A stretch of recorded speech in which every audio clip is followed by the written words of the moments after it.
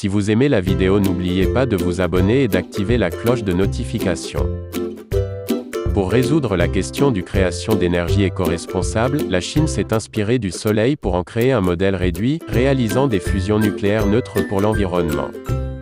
Si la fusion nucléaire, qui alimente l'activité du Soleil, était un modèle pouvant être réutilisé de façon artificielle pour produire une énergie propre. Cela fera maintenant 14 ans que la Chine travaille sur la question et développe un Soleil artificiel. Il pourrait constituer une piste pour produire de l'énergie renouvelable, abondante et peu coûteuse. Cette fin d'année, l'équipe en charge du développement de HL2M, le nom donné à la machine enfermant le modèle de soleil artificiel, a indiqué que le projet serait prêt à être activé. Son déroulement se fera par étapes, mais il s'agit bien du tout premier modèle reprenant le concept de fusion nucléaire du Soleil et qui atteint des températures aussi extrêmes. Le projet HL2M a débuté il y a maintenant 6 mois. Depuis le mois de juin, les travaux se seraient bien déroulés selon l'agence de presse chinoise.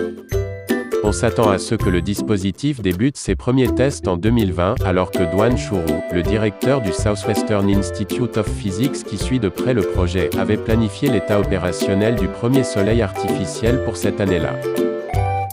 L'énorme machine prenant la forme d'un réacteur de 11 mètres, qui logera ce soleil artificiel, stockera des types de molécules d'hydrogène à une température colossale, plus de 200 millions de degrés, ce qui représente une chaleur 13 fois plus importante que le noyau du Soleil.